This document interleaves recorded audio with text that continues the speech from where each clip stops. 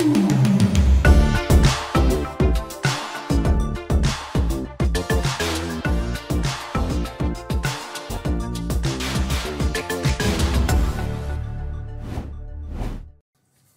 everybody, welcome to... Ah non, pardon, je vais parler français. C'est Wimbledon qui me fait cet effet-là. Bienvenue dans Retour Gagnant, votre rendez-vous tennis sur la chaîne YouTube d'Eurosport et sur Max. Et oui, c'est le début de Wimbledon. On a envie de parler anglais, on a envie de manger des fraises, c'est la tradition. Non, j'ai pas envie de parler anglais. Je suis toute seule.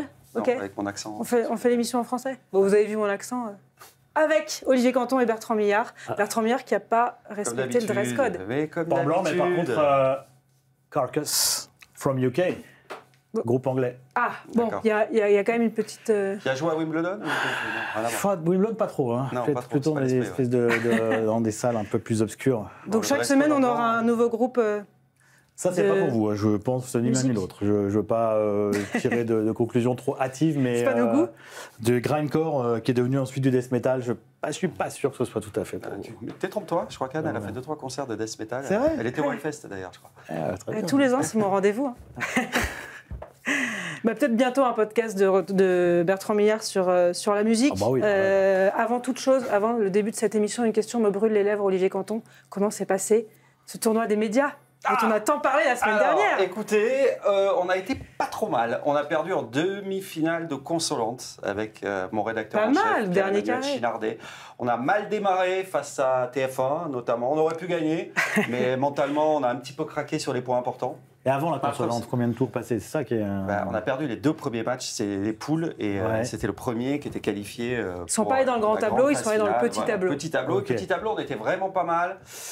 Et puis en demi-finale, il y a un tie-break mal négocié. Ouais, je veux pas balancer, mais mon partenaire a un peu lâché mentalement. Mais bon, on reste solidaire, donc je dirais plus. Le mental de chips, le format ne permet pas de venir rentrer dans les matchs. C'est ça. C'est du temps. Mais bon, franchement, on a eu un peu peur au début en arrivant quand on a vu le pédigré des joueurs. Puis après, bon, c'est... Et ben voilà. C'est une paire qui a de l'avenir peut-être. L'année prochaine, faut participer tous les deux. Ouais, Bertrand, c'était pas prévu ça. On va peut-être pouvoir s'y remettre bientôt. On va s'y remettre. Il y en a qui ont eu du mal à s'y mettre à Wimbledon. Ça a été l'hécatombe hier sur le premier jour de compétition, avec quand même 3 gros qui sont sortis. Olivier Bertrand, Daniil Medvedev, Stefanos Tsitsipas, Holger Rune. Ça fait des gros qui sortent. Daniil Medvedev a été battu en 4-7 par Benjamin Bonzi et Stefanos Tsitsipas par Valentin Royer. Bon, il a abandonné. C'est quand même 3 gros noms qui sortent. On sait qu'il y a des surprises à Wimbledon, mais là... Ouais, mais ça... Est-ce que c'est d'abord, est-ce que c'est vraiment des surprises ? Quand on voit le parcours des joueurs ces derniers mois. Oui. Et finalement, ça confirme ce qu'on dit depuis longtemps. C'est-à-dire que tu as les 2 martiens là-haut, tu as les 2 extraterrestres, Sinner et Alcaraz. Et puis tu as les autres, même si ce sont des joueurs du top 10 ou ex-top 10, qui restent des êtres humains. Alors Medvedev, ok, il avait fait un bon tournoi à l'E, mais il est en train de se transformer en Zverev, c'est-à-dire aucune remise en question. Tu as vu sa conférence de presse, c'est pas moi qui ai perdu, c'est Bonzi qui a joué top 10. Donc c'est quand même un vrai problème. On rappelle qu'il a plus gagné de tournoi depuis maintenant 2 ans. C'était Rome en 2023. 2023. Tsitsipas, doit-on encore le considérer comme un top 10? Non, parce qu'il est au-delà de la 20e place mondiale. Bon, là il a abandonné, c'est malheureux, mais je regardais ses résultats récents. Quand même, depuis son quart à Roland-Garros l'année dernière, il fait 2e tour à Wim. L'an passé, battu par Russovori, battu par Kokkinakis d'entrée à l'US, battu par Mikkelsen très tôt en Australie et battu par Gigante à Roland-Garros. Donc lui, il y a vraiment des questions qui se posent. Lui, le premier, puisqu'il a évoqué hier, sous le coup de la déception, qu'il ne saurait pas continuer comme ça s'il avait toujours ses douleurs physiques, notamment au dos. Et puis Rune. Il faut arrêter. C'est fabuleux. Ils disent tous ils ont perdu parce qu'ils ont balle. Arrêtez. Arrêtez de jouer, soignez-vous et revenez. Rune est battu par Jarry après avoir mené 2-6. Et Rune, il progresse pas. Rune, il progresse pas. Il est top 10, mais il cale toujours en 8e ou en quart de finale de Grand Chelem. Il surperforme pas en Grand Chelem dès qu'il affronte des joueurs. Je regardais la liste de ceux qui l'ont battu en quart de finale ou en 8e. Les Ruud, Rublev, Alcaraz, Zverev, Djoko, Sinner, Musetti. Donc il progresse pas face à ces joueurs-là, puisqu'il cale à chaque fois. Et puis là, il perd alors qu'il mène 2-7. Il mène 2-7-0. Ouais, c'est ça. Contre un Jarry qui est quand même pas dans la forme de sa vie en plus. Il avait été déjà très suspect au Queens en perdant face à Bautista. Il y avait des prémices. Donc t'es surpris mais à moitié finalement. Et puis on sait qu'à Wimbledon il y a des surprises au premier tour. C'est vrai, tu l'as dit, mais Et une demi-surprise, moi, je veux dire. Après, hier, il y a plusieurs facteurs. Le premier, c'est la météo. Il y a très chaud. Et un peu comme le vent, en fait, la chaleur au tennis, c'est aussi un élément qui nivelle un petit peu la performance. Donc, je pense que ça a mis pas mal de joueurs un peu sur un plan d'égalité. Il y en a qui ont beaucoup souffert physiquement. Et ça permet aussi d'avoir plus de surprises. Ensuite, il y a effectivement l'aspect Wimbledon. C'est un tournoi qui parfois est tellement important, l'événement est grand que les joueurs sont un peu annihilés au premier tour. Ensuite, il y a aussi le pédigré des adversaires. Jarry, certes, il n'a pas fait une grande saison, mais ça reste un joueur dangereux sur un gazon. Un service comme ça sur gazon, ça voilà, il y a un gazon très chaud hier, donc c'est tellement un peu plus rapide. Moi, je dirais que bon, Tsitsipas, c'est plus une surprise. Déjà, qu'il perde sur le gazon, c'est pas une surprise. Qu'il perd tout court, c'est plus une surprise. De toute façon, il est là où oui, 2 matchs sur ses 5 derniers tournois du Grand Chelem. Il a mal au dos, il continue. Il a embauché Goran Ivanisevic. Pour l'instant, on ne sait pas trop pourquoi. Même Ivanisevic avait l'air complètement dépité lorsque j'ai vu jouer la semaine dernière avant Wimbledon. Bref. Et donc pour moi la seule vraie surprise c'est Medvedev parce qu'il jouait pas mal et il a quand même battu Zverev à Halle. Certes il a perdu en finale contre Bublik, mais c'était vraiment un Bublik injouable qui avait fait déjà un parcours incroyable. Donc c'est quand même une surprise. Je trouvais qu'il jouait mieux. Il a fait demi à Wimbledon l'an dernier. Il jouait plutôt bien sur le gazon. L'année d'avant, ces derniers temps, il jouait plutôt pas mal. Donc ça m'a surpris. J'ai regardé le match. Je pensais qu'il allait s'en sortir, qu'il allait avoir un peu de galère, mais finalement quand même réussir à retourner la situation. Et effectivement, je suis assez surpris. Et qu'il ait perdu face à un très bon Benjamin Bonzi, qui jouait déjà très bien avant sa blessure. Oui, il a fait un super match. Il a le droit. D'ailleurs surpris Daniil Medvedev qui s'est un peu caché derrière. Il a fait un super match, mais bon, comme Fognini a fait un match incroyable, comme on l'a pas vu en faire depuis plus de 10 ans contre Alcaraz, mais c'est quand même Alcaraz qui a gagné. Ça, normalement, le meilleur. C'est la différence. Même face à un joueur qui joue très bien, il doit quand même finir par s'en sortir. Et Medvedev, il s'en sort plus trop dans ces matchs-là, parce que il stagne, il progresse plus. Il a très peu de confiance parce qu'il gagne plus beaucoup de matchs, il gagne plus de tournois du tout. Et du coup, dès que ça devient serré, dès qu'il y a des problèmes sur le terrain, ce manque de confiance se ressent et il finit par avoir des réactions comme il a eu hier, qui ne sont pas des réactions de champion. Dire que l'autre n'a jamais joué comme ça. Pourquoi pas jouer comme ça chaque jour, gagner des millions et devenir riche? Non, il décide de faire ça une fois par an. Sans tête.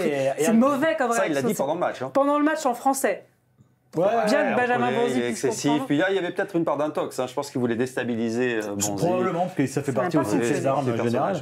Mais Carlos Alcaraz, qui à un moment donné a regardé son clan hier, et en parlant de Fognini, en disant mais c'est pas vrai, s'il continue à jouer comme ça, il peut jouer jusqu'à 50 ans. Oui. Ok, mais ça c'est plutôt positif d'abord pour le joueur, c'est-à-dire que l'autre joue très bien, mais le match il va quand même le gagner. C'est la différence aussi. Mais on a eu la chance de commenter la finale avec Olivier ensemble de Roland Garros, et on a bien vu lors de cette finale effectivement le gouffre que ces deux joueurs étaient en train de creuser. Et je pense que ce match, il a fait mal à la concurrence, encore un peu plus mal. Je vois que Zverev est en galère avec Rinderknecht, ils vont reprendre leur match aujourd'hui. Grosse galère, il a fait mener 2-7-0.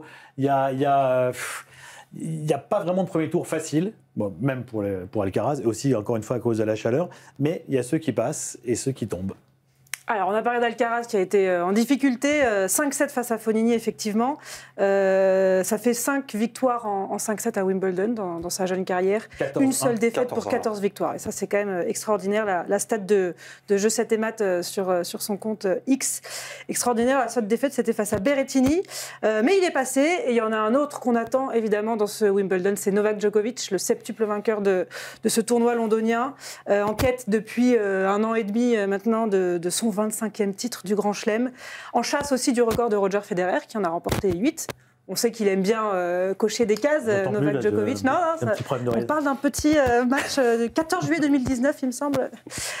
C'est la question qu'on va se poser aujourd'hui dans Retour Gagnant. Est-ce que ce Wimbledon 2025 est l'ultime chance pour Novak Djokovic de remporter ce 25e Grand Chelem, de battre le record de Margaret Court? Alors, il a 38 ans, on le rappelle, c'est un des plus anciens dans le tableau. Moi, je pense qu'il peut gagner.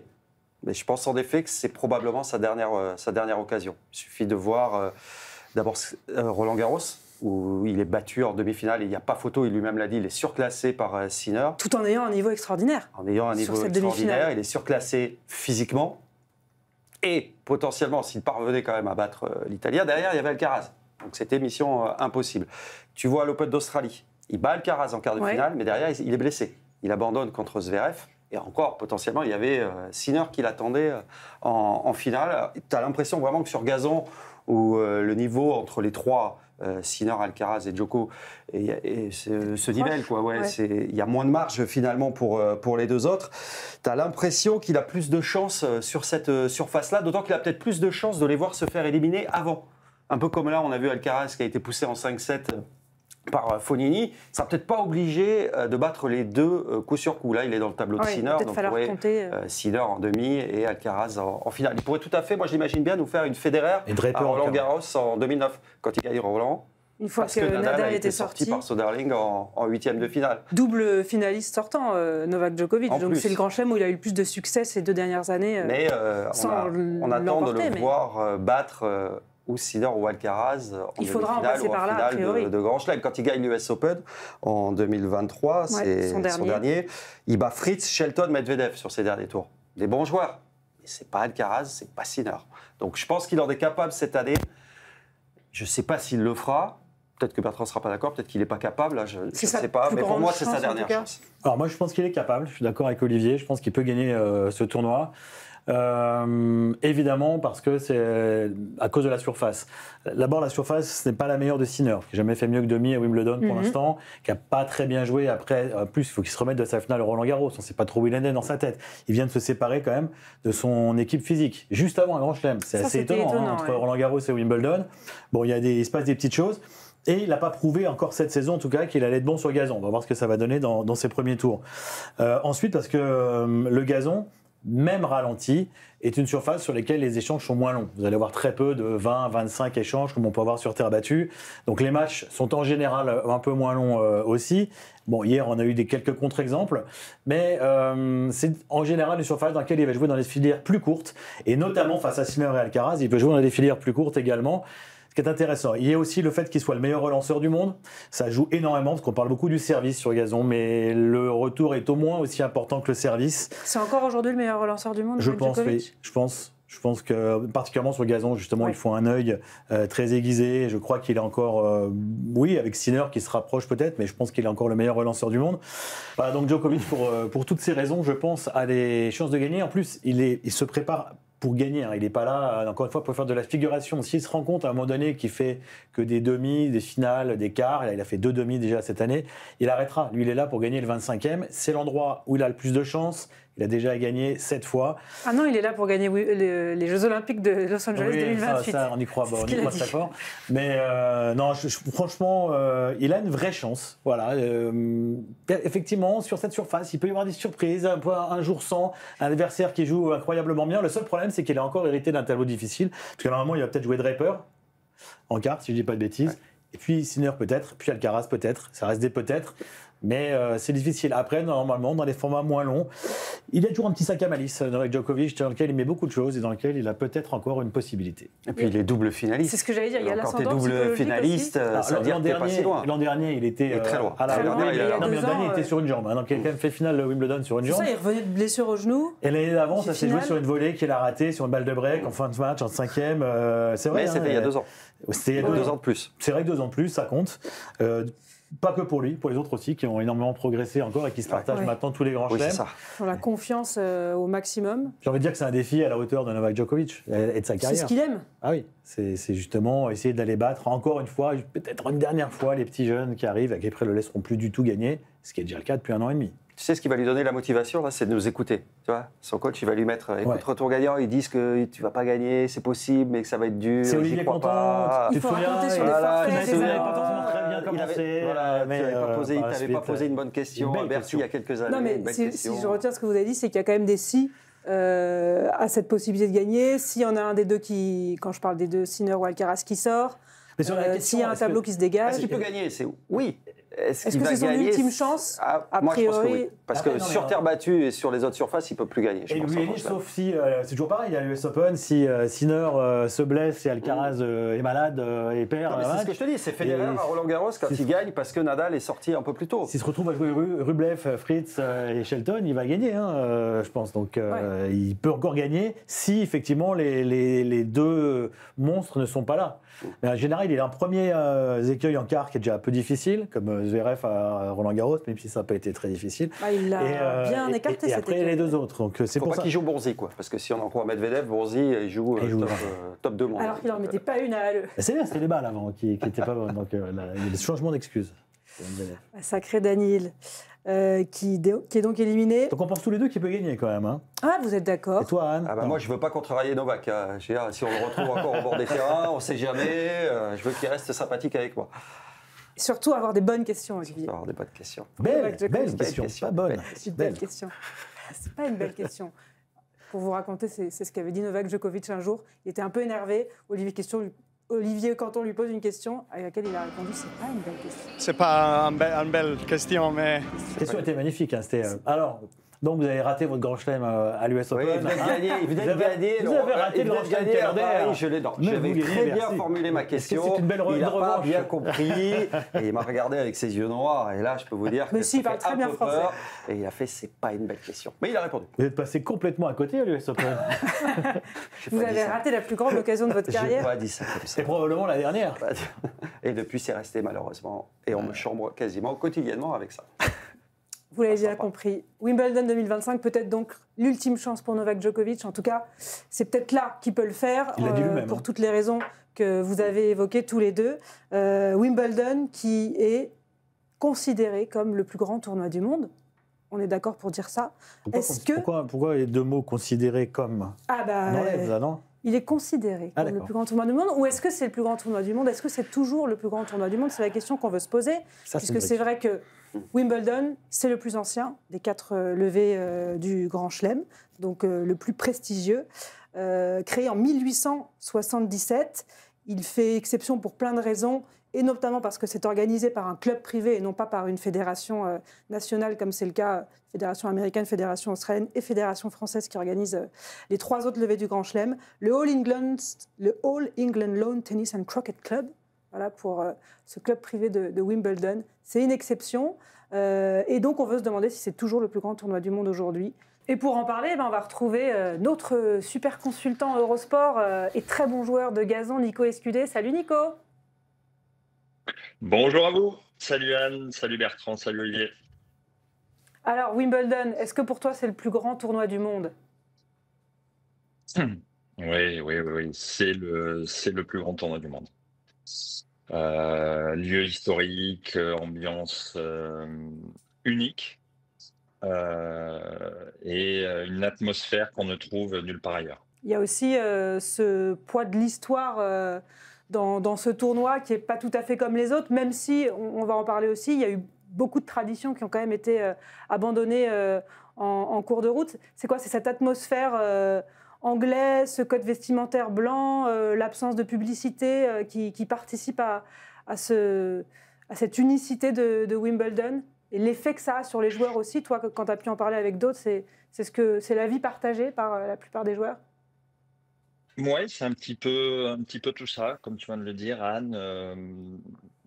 Énormément de traditions, bon nombre ont été, alors on va dire arrêtés, mais il y a quand même des traditions. On voit toujours dans les allées, dans les rues de Wimbledon, contre le stade, les gens qui viennent camper avant de rentrer.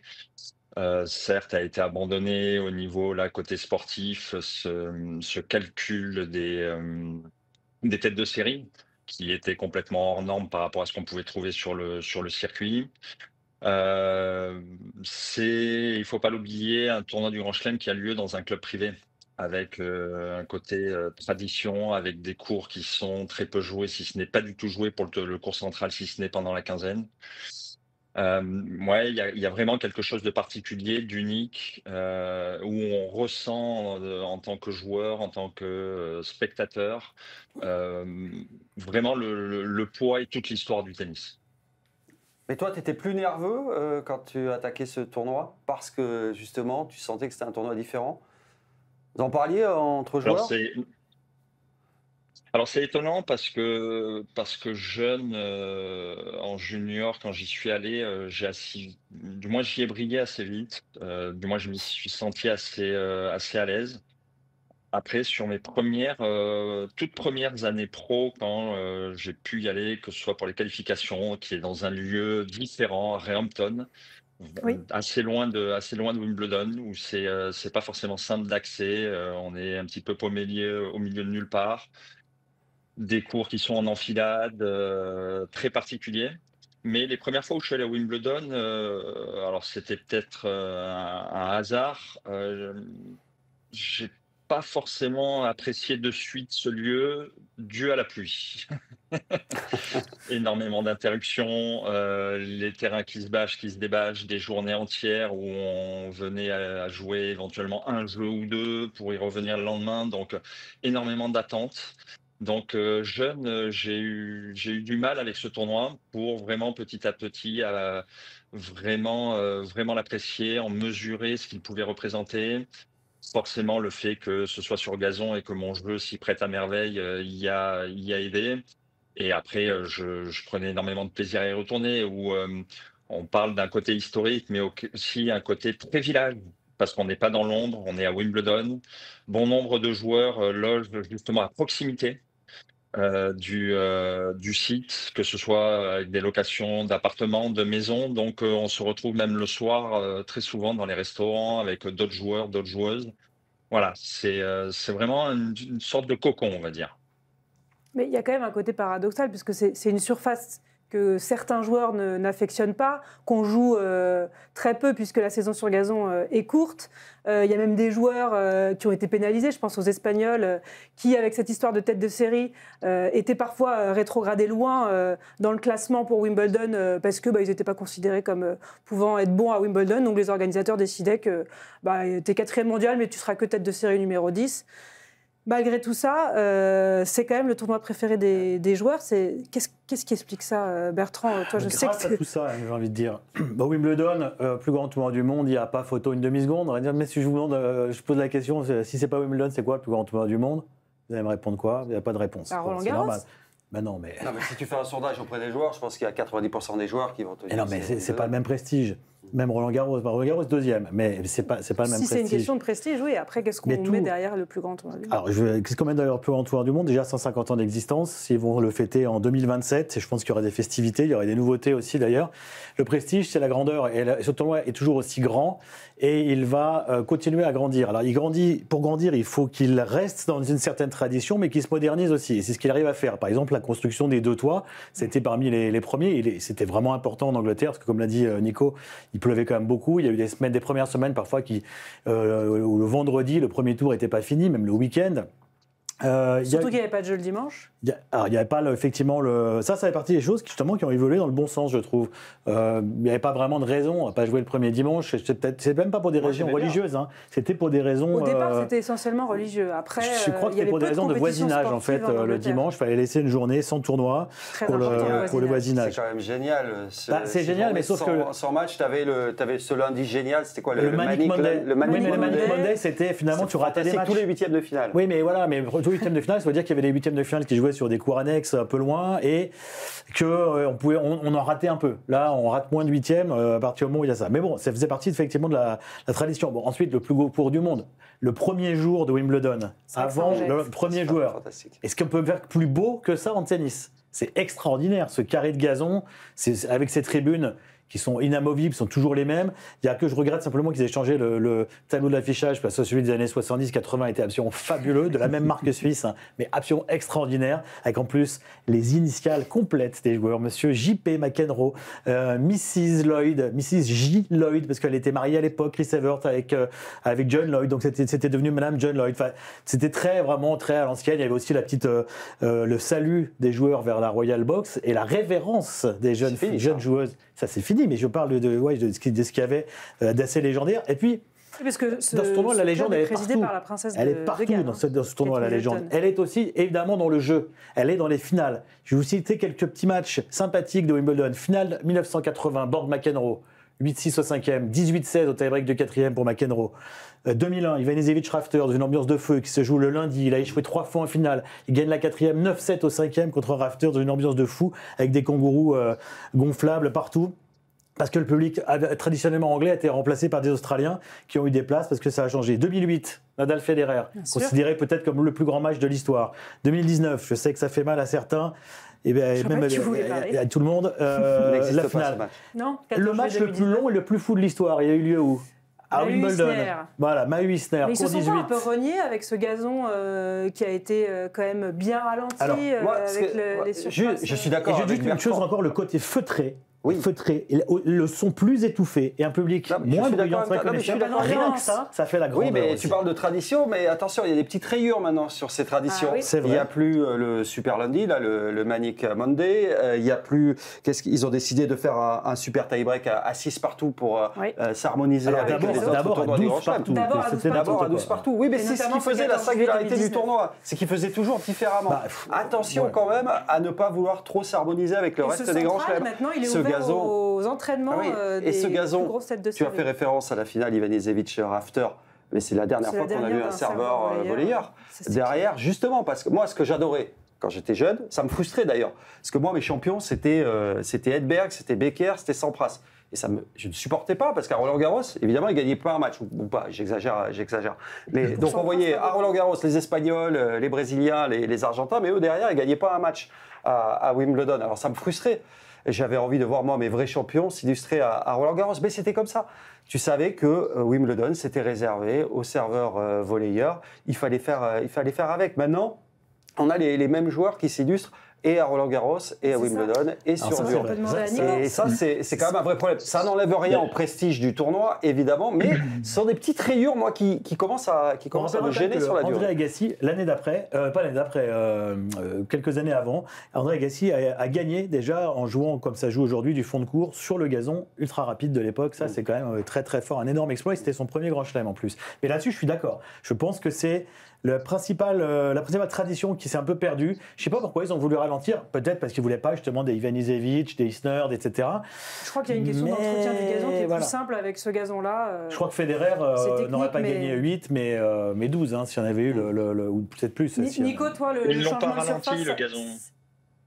Ah, ils l'ont coupé Le différemment. gazon n'est pas plus lent. C'est le rebond qui est plus haut. Voilà. et la taille Donc des balles aussi en a termes de changé. rapidité de jeu, ça va aussi vite qu'avant. Alors attention, parce qu'il y a aussi une différence à faire, d'autant plus sur gazon, et on a pu le voir un petit peu au Queens cette année. D'autant plus qu'il y a eu un tournoi de tennis féminin avant, donc les terrains ont été énormément joués, énormément usés. Entre effectivement la rapidité des cours en début de tournoi et qui se ralentissent au fur et à mesure, quelque part, que le tournoi avance du fait qu'il y ait moins de gazon. Après, pour aller quelque part dans ton sens, Bertrand, sur tout ce que tu as pu nommer, pour moi, celui qui reflète le mieux ce que peut représenter Wimbledon dans le monde du tennis et dans le tennis tout court, c'est Alcaraz qui l'a dit il y a une semaine. Le plus beau tennis que l'on peut voir, c'est sur gazon. Donc ça rejoint quelque part effectivement les matchs légendaires que tu as pu dire, alors sans dire que sur les autres tournois, il n'y en a pas eu. Après, un autre point aussi important par rapport au fait que Wimbledon soit la Mecque du tennis et le plus grand tournoi du monde, où oui, Wimbledon largement, devant Roland-Garros, débat, pas débat, mais Wimbledon, tout comme Roland-Garros, sont les deux seuls tournois du Grand Chelem sur les 4 qui sont restés sur site. Exactement. Ils n'ont pas déménagé. Je vais en parler, ça, tout à fait. C'est vrai que l'Australie a déménagé 1000 fois. Définitivement, probablement depuis 88, mais elle a déménagé 1000 fois. Ils ont même changé de surface. Et l'US Open a déménagé 1000 fois aussi, enfin un peu moins, 3 fois. Et a changé de surface, rappelons aussi, parce que certains aujourd'hui disent oui, mais est-ce qu'il faut garder, c'est certains qui se situent même parfois pas très loin, est-ce qu'il faut garder un grand chelem sur gazon? Mais qu'est-ce que c'est que cette question? Non seulement c'est primordial, mais à une époque, il y en avait 3 sur gazon. 3 sur 4. Il y avait 1 sur terre battue, 3 sur gazon. Le sens de l'histoire. Mais quel sens de l'histoire? Il se cramer sur dur où il fait 50 degrés et il faut jouer sur une surface naturelle. Justement, là, le réchauffement climatique donne envie de jouer sur des surfaces plus naturelles qu'un truc où tu vas faire cuire un œuf au plat en 3 minutes en Australie. La pelouse, elle peut se cramer aussi avec les températures actuelles. Après, ce qui est certain, c'est que de toute façon, Wimbledon, ça reste le plus grand tournoi du monde et ça le restera. C'est un statut immuable. C'est un peu comme le Madison Square Garden à New York pour le basket, Twickenham pour le rugby, pour Augusta avec le Masters, c'est exactement la même chose. Il y a le poids des traditions et il y a l'histoire. Et ça transcende les âges, puisque tu as parlé, Nico, de Alcaraz. Il y a Joao Fonseca, à 18 ans, qui joue son premier Wimbledon. Il a quand même dit c'est un rêve éveillé, tout est parfait ici, les fleurs, les détails. C'est mon grand chelem préféré pour ses traditions, pour son histoire. Voilà, alors il a 18 ans quand même. Et quel était l'objectif de Nadal en début de carrière ? Remporter Wimbledon. Remporter Wimbledon, pas Roland-Garros. Il aurait gagné 14 fois, mais c'était remporter Wimbledon. Et souvenez-vous de sa réaction quand il l'a gagné. En Même plus, alors quand qu'il était espagnol. On rigolait au début, quand Nadal a dit « je veux gagner Wimbledon ». On dit « ben oui, bien sûr, avec ce jeu, tu vas gagner Wimbledon ». Alors que Federer est là. Et voilà. Moi, je vais vous dire juste une chose pour clore définitivement ce débat qui n'en est pas un. Vous regardez tous les finales de Grand Chelem, 4 finales de Grand Chelem. Bon, prenez-la, vous prenez le faisceau, vous la regardez de A à Z. Vous la regardez du moment où les joueurs sont dans les couloirs avant de rentrer jusqu'à l'après-finale, les après-discours, etc. Bon, l'avant-finale à Wimbledon, l'attente dans ces couloirs, la traversée de ces couloirs, on les voit à l'extérieur, des murs en vigne vierge. Il n'y a pas beaucoup de tournois où on joue devant la vigne vierge. Je voyais encore des matchs hier sur les annexes, magnifique vigne vierge avec un coucher de soleil, c'est somptueux. On les voit passer, ils arrivent dans cette espèce de hall, enfin de clubhouse en bois, extraordinaire, avec à leur gauche le tableau sur les joueurs. On rentre dans une ambiance assez feutrée, ça fait des belles on fait le match, on fait la remise de la coupe, et derrière, on repasse. Pendant qu'on est en train de graver le nom, le vainqueur ou la vainqueur sont présents. Ils montent cet escalier, et en haut de l'escalier, il y a le parterre de la Royal Box. Donc en général, il y a des gens de la famille royale. Il y a souvent le prince William et sa femme. Vous allez saluer les membres de la famille d'Angleterre, plus vos proches, et vous reprenez ces couloirs. Enfin, c'est dans un cadre prestigieux de club. Effectivement, on l'a dit, c'est pas une fédération, c'est un club. En fait, c'est un tournoi de club, Wimbledon. Donc c'est quelque chose d'extraordinaire. Et rien on revient à l'essence du tennis. On revient à l'essence du tennis. Mais quand on voit ces images, même d'après-finale, on est évidemment dans le plus grand tournoi du monde. À aucun moment, on va se dire Cincinnati, c'est un peu mieux, ou Doha, quand même. Il y en a qui peuvent préférer l'Australie, tu vois, dire voilà. Oui, il y a peut-être des joueurs qui. Il fait beau, c'est le mois de janvier. Sur les installations, la modernité. Alors l'Australie, c'était très bien avant, mais pour vous dire une chose, ça s'est complètement bétonné maintenant. Le club, c'est pas un club justement, le site, et on est souvent maintenant dans le noir, et surtout loin de l'extérieur. Moi je trouve que ce tournoi-là, malheureusement, a pris un mauvais virage sur ce plan-là. Les joueurs étaient beaucoup plus dans des cadres sympas, dans des jardins avant. Maintenant, ils sont enfermés dans des pièces noires, donc bof. Tout comme nous, Bertrand. Tout comme nous, effectivement, mon cher. Souvenons-nous de nos soirées, alors que nous n'étions pas aux commentaires, mais dans le jardin devant le grand écran, à passer la soirée en train de regarder justement le match du soir, sur le grand écran, allongé dans le gazon. Oh là là, magnifique. Mais moi, Scud, malheureusement, contrairement à toi, je n'ai pas gagné la Coupe Davis sur ce court sur gazon aussi. Quand même, en battant Lleyton Hewitt, numéro 1 mondial, et Wayne Arthurs pour dominer l'Australie chez elle. Et le tout au-dessus d'un bois extrêmement dangereux qui a été trouvé après et qui aurait pu avaler tout cru notre Scud et l'étouffer. Et ça n'est pas arrivé, heureusement, quand il est encore là. On a perdu Bertrand. Non, c'est vrai, cette histoire. C'est vrai qu'il y a aussi autre chose, c'est qu'on entend quand même rarement les joueurs se plaindre de quoi que ce soit vis-à-vis de Wimbledon, alors qu'on l'entend à Roland-Garros, sur la programmation, les night sessions.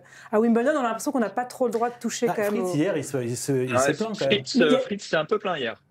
Ouais. Ah, mais il y a des raisons, bah oui, parce que cette heure maximale aussi, parce qu'il ne faut pas déranger le voisinage. De toute façon, tu sais que tu n'as pas le choix. Ça paraît dingue quand même qu'aujourd'hui ça perdure. À minuit chez eux, donc un couvre-feu pour pas déranger les voisins, c'est quand même dingue. C'est assez dingue, mais moi je crois que là on a interrompu un match qui avait largement le temps d'être terminé. La pire tradition qu'ils ont abandonnée, c'est de faire le tie-break à 6-6 au 5e, parce que ça c'était vraiment Wimbledon. Alors ok, il y a eu Isner-Mahut, mais justement Isner-Mahut, on en parle encore 15 ans après, on en a parlé dans l'émission la semaine dernière. Si on en parle, c'est que c'est un match qui a marqué l'histoire. Le match le plus long sur la surface la plus rapide, c'est bizarre. Hall of Fame. Et malheureusement, c'est à cause d'Isner finalement que ça a changé. Isner-Anderson, la demi-finale 2018, qui joue en premier évidemment, et qui a été très très très très longue. Et donc après, ils se sont dit bon, faut peut-être faire quelque chose et changer. Ce qui est dommage, c'est que moi j'avais fait à l'époque un papier avec Laurent Vergne là-dessus. On n'était pas d'accord, lui est pour. Et j'avais calculé, j'avais pris peut-être 10 grands chelems, et sur 10 grands chelems, il y a 2%. 2 à 3% des matchs qui se jouent au-delà de 6-6 au 5e, c'est-à-dire rien. Et malheureusement, c'est arrivé sur une demi-finale. Et c'est à cause de ça, ce qui est très visible, une demi-finale, qu'ils ont décidé de changer. Mais je pensais que eux, les Anglais, allaient tenir quand même sur ce plan-là. Je trouve que la finale 2019, justement, elle est galvaudée par le fait qu'elle se termine par un tie-break à 12-12. C'est pas possible, un match pareil. C'est pas possible, ça ressemble à rien du tout. D'ailleurs, ils ont vite compris que ça n'avait pas de sens. D'ailleurs, même celle de Roland-Garros cette année, à la limite, finir par un super tie-break, c'est dommage aussi. D'autant qu'il a été à sens unique. Donc, mais ça amène du suspense, ça amène le Bon. super tie-break, on sait que c'est en 10 points. Chacun a son opinion. Moi, j'ai un peu évolué là-dessus aussi. Je suis moins rigide qu'avant. Et je trouve vraiment dommage quand même à Wimbledon, qui est plus ces 2 jeux d'écart. Voilà, c'est parti vraiment de la tradition aussi du tournoi. Donc attention. Oui, voilà. Attention, C'est ça, attention. Voilà, attention à ne pas perdre sa singularité. c'était mieux avant, quand même. Les singularités. Bertrand, je te C'est ma pose même rubrique, pas la là, ça y est. question. Ouais. La rubrique C'était mieux milliard, avant, c'était mais mieux bien sûr, avant. on en parlait la semaine prochaine d'ailleurs de Wimbledon 85. Ça, c'était un tournoi. Ça jouait là.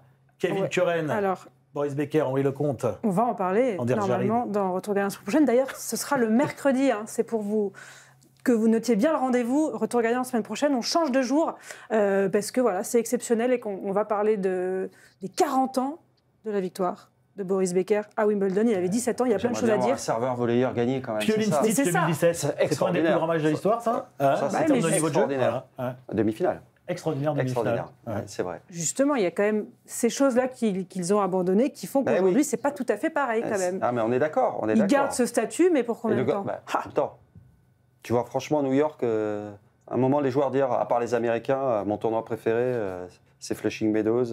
Pour l'instant, ils n'ont pas le droit. Enfin, bon. Sinon, il y a Bertrand qui arrive derrière et qui met des taquets. Est-ce que tu Après, il y a préfères- beaucoup d'Argentins Anne. qui vont te dire que c'est Roland Garros. Mais Anne, eux, c'est qui parce est qu'ils certainement savent qu'ils peuvent français. gagner. Anne qui est très noble. On va voir. Anne, tu préfères. Tu gagnes Roland Garros. Bon, c'est pas ton fils qui gagne comme d'habitude, là c'est toi. Tu gagnes Roland Garros. Ou Wimbledon. Tu préfères aller discuter avec le président de la Fédération française ou avec la princesse Kate, à qui on parle un petit peu bébé, alors ça se passe bien, ça grandit bien et tout ça.